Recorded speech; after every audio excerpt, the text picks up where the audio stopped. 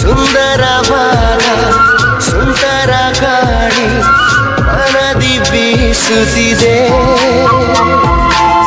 ನಿನ್ನದೇ ರೂಪ ನಿನ್ನದೇ ಧ್ಯಾನ ನೆನಪಿನ ನಾಡೊಳಗೆ. ಪದಗಳೇ ಇರದ ಕಾಗದವನ್ನು ಮನದಲ್ಲೇ ಬರೆಯುವೆನು. ಕದಗಳೇ ಇರದ ಕನಸಿನ ಊರಿಗೆ ನಿನ್ನನ್ನು ಕರೆಯುವೆನು.